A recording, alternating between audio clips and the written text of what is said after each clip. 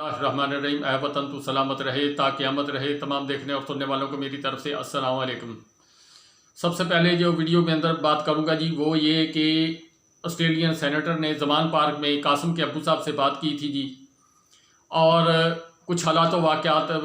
का जायज़ा लिया कि क्या कुछ हो रहा है। इसी तरह इंटरनेशनल मीडिया जो है इमरान अपना कासिम के अब्बू साहब से जो है ना वो कवरेज कर रहे हैं, कोई इंटरव्यू ले रहे हैं, कोई बातें गौर व खौज कर रहे हैं, ये सारी चीज़ें वो करते जा रहे हैं। अब उन सेनेटर्स का इजलास हुआ जी ऑस्ट्रेलिया के अंदर, तो वहाँ पर जिस तरह हमारे सेनेट के चेयरमैन हैं, वहाँ उनके जो चेयरमैन हैं उनकी आज एक वीडियो सोशल मीडिया पर वायरल हो गई है। तो जो सेनेटर मिले थे जी, उन्होंने अपने जो चीज़ें यहाँ से जमा की थी, जो एविडेंस जमा किए थे, वो जाकर वहाँ पर उन्होंने पेश की अपनी सेनेट के अंदर। तो जब वो सेनेट के चेयरमैन, जो बाज़ार तो ऐसा ही लग रहा था जी, उन्होंने जब सवाल और जवाबात किए तो जो सेनेटर यहाँ से गए थे उन्होंने जिस करब और जिस दर्द के साथ वो सारे वाक़यात बयान किए, वो इंग्लिश के अंदर है।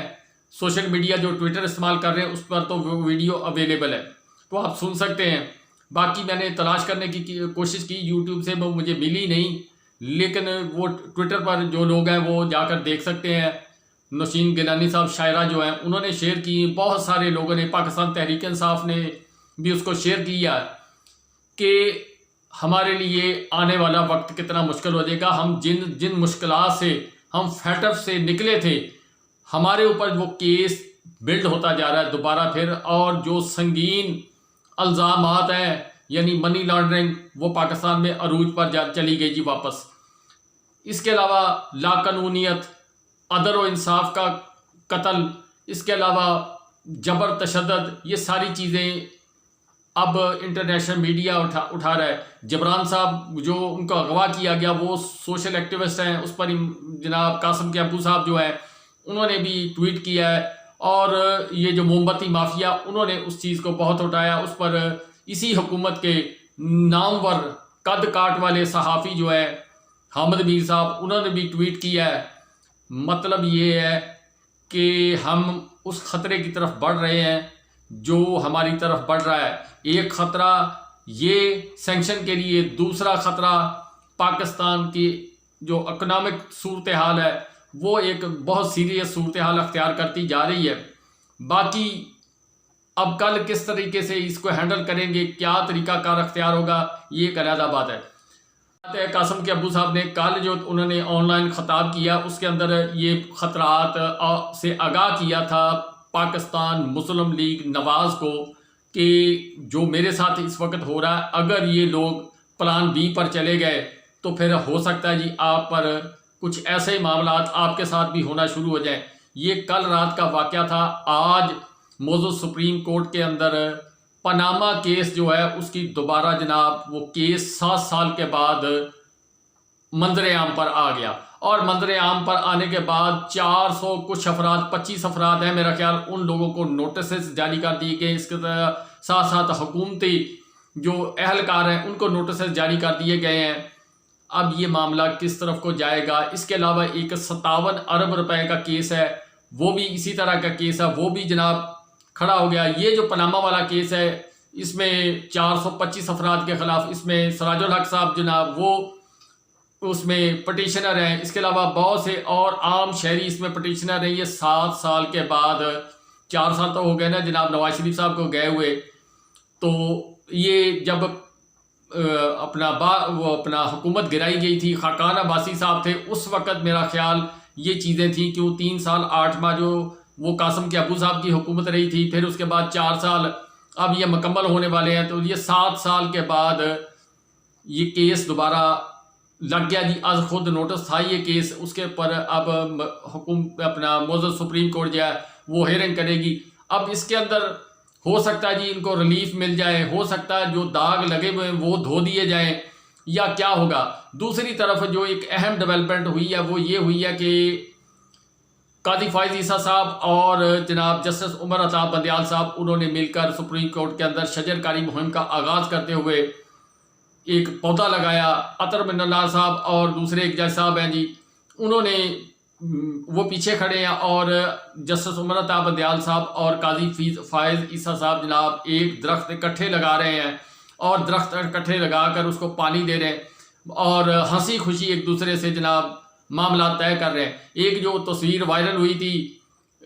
قاضی فائز عیسیٰ صاحب کا اور جسٹس عمر عطا دیال صاحب کا کہ ہاتھ ملایا تو قاضی صاحب نے دوسری طرف منہ کر لیا، میں ذرا بات کو شارٹ کرتا ہوں۔ اس پر قاضی فائز عیسیٰ صاحب نے جناب وضاحتی اپنا بیان دیا ہے۔ اب انہوں نے کہا جی کہ باتوں کو غلط طریقے سے پورٹریٹ کرنے سے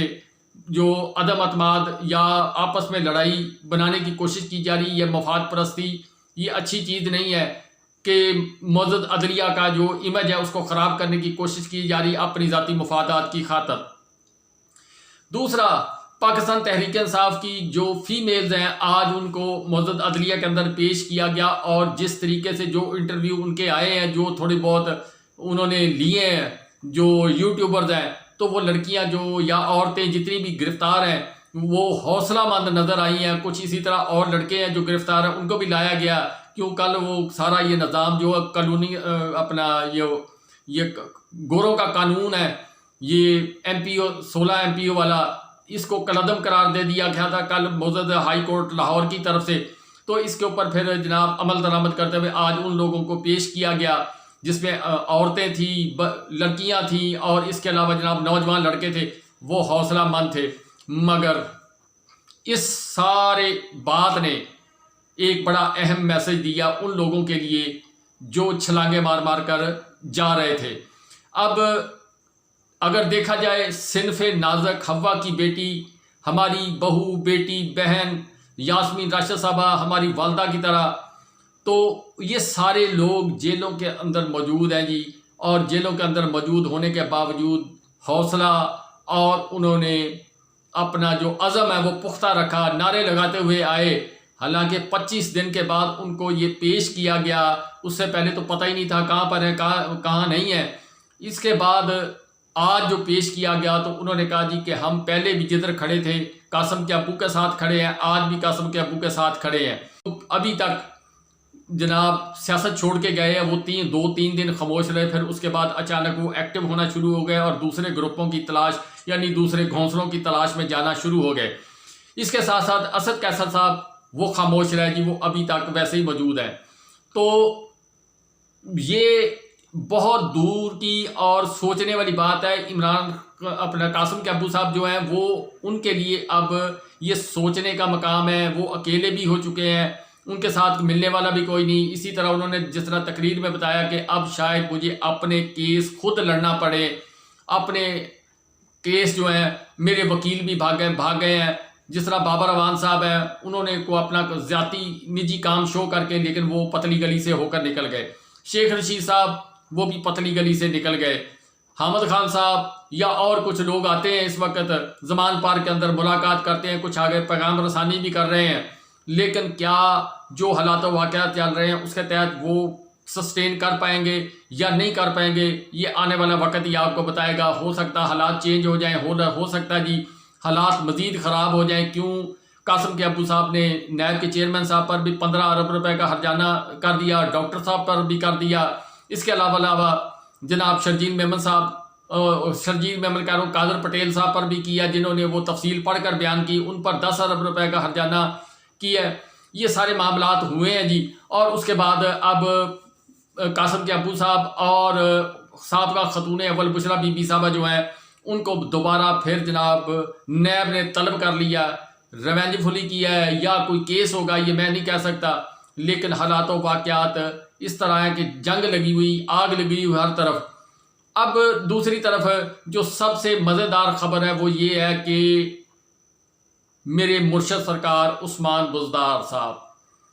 جن کی وجہ سے پاکستان کی یہ جماعت جس کے لیڈر قاسم کے ابو صاحب ہیں، اس نے بہت ساری باتیں اسٹیبلشمنٹ کے ساتھ جھگڑا مول لیا،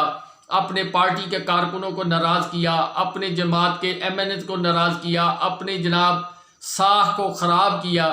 لیکن وہ قاسم کے ابو صاحب ڈٹے رہے اس بات پر کہ میں نے اس کو تبدیل نہیں کرنا۔ تو میری جو سب سے پہلی ویڈیو ہے جب میں نے یہ کام شروع کیا ہے، سب سے پہلی ویڈیو آپ اٹھا کر دیکھیں، ایسے ہی آپ ویڈیو کی وہ چلے جائیں جو پہلی میری ویڈیو پڑی ہے، اب وہ میں ڈیٹ وغیرہ ایگزیکٹ نہیں یاد، اس کے اندر میں نے بیان کیا ہوا ہے کہ جس دن آپ پر برا وقت آئے گا، اگر مجھے مل گئی تو میں اس کے ساتھ اینڈ پر شیئر کروں گا، آپ سن لیجئے گا۔ اگر نہ ملی تو وہ کلپ جو ہے میں پھر معذرت ہے، میں کل شیئر کرنے کی کوشش کروں گا، لیکن میں کوشش کروں گا اگر مل گئی تو میں اس کے اینڈ پر وہ ضرور چلاؤں گا۔ تو آپ دیکھ لینا کہ میں نے اس وقت جب بام عروج پر قاسم کے ابو صاحب کی حکومت تھی اور جناب مرشد سرکار جو ہیں وہ وزیر اعلیٰ تھے، اینکر عمران ریاض اللہ تعالیٰ ان کو بازیاب کروائے، وہ اس وقت جناب بار بار نشاندہی کر رہے تھے، کچھ کیسز کے متعلق کر رہے تھے، 10 فائلیں انہوں نے قاسم کے ابو صاحب کو پیش کی تھی، لیکن جوں تک نہ ریگی کان پر، صرف یہی کہا کہ وسیم اکرم پلس میرا جو ہے اس کے گھر میں بجلی نہیں ہے، اس کے گھر میں پانی نہیں ہے۔ پھر وہ اللہ کی رحمت سے سارا کچھ ان کو ملا اور اللہ پاک نے انعام و اکرام سے نوازا، اور اس کے بعد اب آج جناب انہوں نے کشتی سے چھلانگ لگا دی، اور چھلانگ لگانے کے بعد good bye, tata bye bye, یہ بات کر کے وہ چلے گئے ہیں۔ اب ساری یہ منظر نامے کے اندر 2 چیزیں میں بیان کرنا چاہتا ہوں اینڈ پہ۔ ایک تو شاہ محمود قریشی صاحب جو ہیں وہ اس وقت ڈٹے ہوئے ہیں، شاہ بانو انہوں نے ملاقات کی، انہوں نے ایک چھوٹا سا میسج اپنا قوم کو دیا کہ شاہ محمود قریشی صاحب ڈٹے ہوئے ہیں۔ وہ کیوں ڈٹے ہوئے ہیں؟ کیا وہ واقعی قاسم کے ابو کے ساتھ سنسیئر ہیں، پاکستان تحریک انصاف کے سنسیئر ہیں؟ کیوں وہ نہ جہانگیر ترین صاحب کے گروپ میں جا سکتے ہیں، نہ پیپل پارٹی میں جا سکتے ہیں، نہ مسلم لیگ میں جا سکتے ہیں؟ اگر وہ سچے اور کھرے نکلے اور یہ صحبتیں جو سلاسل پابند کی ہیں وہ برداشت کر گئے تو وہ ان کا قد کاٹ بھی بڑا ہوگا، عزت بھی بڑی ہوگی۔ لیکن آنے والے معاملات کے متعلق میں کچھ کہہ نہیں سکتا، ہو سکتا ہے جی یہ آنے والے دن جو ہے اپنا قاسم کے ابو صاحب کے لیے زیادہ اچھے نہ ہوں۔ جس طرح کے پیغامات آ رہے ہیں، جس طرح کا میڈیا کے اندر ہائپ بن رہی ہے، جس طرح کے جناب خواجہ آصف صاحب نے اسٹیٹمنٹ دینے شروع کر دیے ہیں، اور جس طرح کے باقی وزراء بیان کر رہے ہیں کہ ہو سکتا ہے جی قاسم کے ابو صاحب کو یہ جو 9 مئی والا واقعہ اس میں فکس کر دیا جائے، یعنی سہولت کاری یا جو بھی اس وقت کر لیں وہ ٹھیک ہے، اس کے تحت جناب قاسم کے ابو صاحب کو لمبے عرصے کے لیے جیل بھیج دیا جائے اور حالات و واقعات جو ہیں وہ اپنی راہیں سیدھی کر لی جائیں۔ اچھا، پاناما کا کیس ڈیولپ ہونے سے وہ جو بڑے صاحب، جو بڑے وزیر اعظم صاحب باہر لندن بیٹھے، وہ بھی آج سوچنے پر مجبور ہو گئے، یا ان کو ریلیف ملے گا یا جناب وہ پاکستان آنے سے انکار کر دیں گے۔ لیکن اب جو آخری بات میں کرنے لگا ہوں جی اس ویڈیو کی، جو اس پر تھم نے لگا ہوا تھا، وہ جو اہم اور ضروری چیز ہے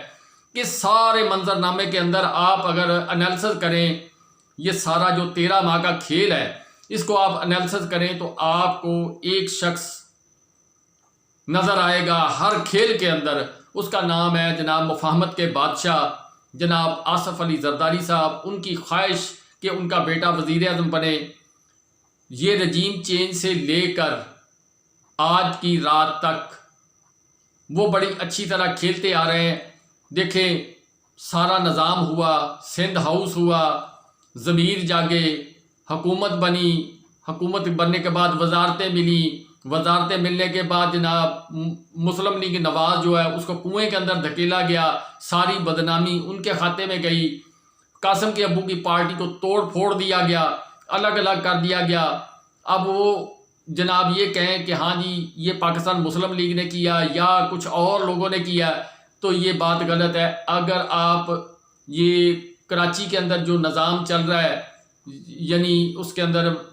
جماعت اسلامی وہ جناب اب میئر اپنا لانا چاہتی ہے، تو جو قاسم کے ابو کے پارٹی کے لوگ ہیں ان کو کس طرح جیل کے اندر ڈالا جا رہا ہے، جس طرح ان کو غائب کیا جا رہا ہے، یا پارٹی کو سندھ کے اندر جس طریقے سے توڑا جا رہا ہے، جس طریقے سے وہاں پر گرفتاریاں ہو رہی ہیں، جس طرح ان پر مقدمات ہو رہے ہیں، اس کے ساتھ ساتھ کشمیر کی حکومت توڑی گئی اور اس کے بعد چابی دے دی گئی جی مفاہمت کے بادشاہ کو۔ گلگت بلتستان کے اندر آنے والے دنوں کے اندر آپ دیکھیں گے وہ جناب حکومت ٹاپل ہو جائے گی، اور ٹاپل ہونے کے بعد وہ ان کے حوالے کر دی جائے گی مفاہمت کے بادشاہ کے پاس۔ اب دبئی سے فوری طور پر لاہور پہنچے، لاہور پہنچنے کے بعد جتنے جناب یہ بھاگے بھوگے ان کو اکٹھا کٹھا کر کے 20-22 بندے انہوں نے اکٹھے کر لیے۔ اب 20-22 بندے یہ اکٹھے کر لیے، جہانگیر ترین صاحب سنائے جی اپنی پارٹی لانچ کرنا چاہ رہے ہیں، 1-2 دن میں فیصلہ کر لیں گے۔ پاکستان مسلم لیگ جو ہے وہ اپنا کیا لاہے عمل اختیار کرے گی، وہ تو ابھی صرف یہ سوچ رہے ہیں نا کہ ہماری حکومت آنے والی ہے، لیکن جو ساتھ رہ کر جو چھرا گھونپا گیا، یعنی بغل میں چھری منہ میں رام رام والا وہ کہانی کی گئی ہے، اس کا نتیجہ آتا ہوا یہ نظر آ رہا ہے جی کہ جب مفاہمت ہوئی تھی جی قائد اعظم کے مزار پر، پاکستان مسلم لیگ کے کچھ لوگوں نے جو نعرے وارے لگائے تھے یا جو ہوا، پھر رات کو جناب جو پلانٹیڈلی کام کیا گیا، وہ اگر اس کی کڑیاں ملائے جائیں، پھر ایک سفر ہوا تھا، میں اس سے زیادہ کچھ نہیں، ایک سفر ہو رہا تھا جی کراچی سے اسلام آباد تک ایک شخص کا، پھر اس کے بعد نقشہ پاکستان کا چینج ہونا شروع ہو گیا، پھر اسی کے بعد پھر رجیم چینج ہوا، اس کے بعد مفاہمت کے بادشاہ اور بڑے بادشاہ جو پاکستان میں طاقتور بادشاہ ان کے جناب لائنیں فٹ ہونا شروع ہو گئی۔ یہ ساری چیزیں کرتے کرتے 14 ماہ کے اندر اس وقت گرفت جناب ان کی مضبوط ہو گئی ہے، اور مضبوط ہونے کے بعد جو بائیڈن صاحب کی آشیرواد سے پاکستان کی مسلم لیگ نواز کو وہ جناب انہوں نے بند گلی میں دھکیل دیا، ووٹر بھی چھین لیا، تمام چیزیں ان سے چھین لی، قاسم کے ابو کی پارٹی کو ٹکڑے ٹکڑے کر دیا، اور اس کے علاوہ گروپ بنا کر آزاد کچھ جناب اپنے بندے کھڑے کر کے وہ اتنی سیٹیں لے جائیں گے، پھر اس کے بعد اتحادی کولیشن گورنمنٹ بنا کر جناب وہ اپنے مقاصد طے کرتے ہوئے نظر آئیں گے۔ اب تک پاکستان مسلم لیگ کو یہ کہانی سمجھ نہیں آئی کہ ان کے ساتھ ہوا کیا، آگے کیا ہونے والا ہے۔ یہ جب سمجھ آئے گی پانی پلوں سے گزر چکا ہوگا، لیکن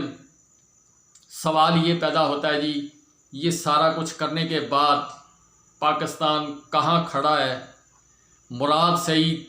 اس نے ایک بڑا سوال اٹھایا اپنی کے پی کے پولیس کے لیے۔ اس نے قبل کے اندر جب وہ خطاب کیا تھا، اس کے بعد سوات کے اندر خطاب کیا تھا، اس کے بعد عوام نکلی، عوام نے یکجہتی کی، پاکستان بچانے کی آواز اٹھائی، اسی پر کچھ اس نے اپنے تحفظات کا اظہار کیا، اور اس نے کہا کہ پنجاب کی پولیس تو جو کچھ کر رہی تھی وہ تو سب دنیا کو معلوم تھا، لیکن کے پی کے کی پولیس جو ہے وہ چادر چار دیواری کا تحفظ کرنا جانتی تھی۔ اسی معاشرے کے وہ لوگ ہیں۔ پنجاب کے اندر تو یہ چیز نہیں ہے، پنجاب میں تو کوئی دوسری حکومت بھی آ جائے تو شاید لوگ نہ بولیں،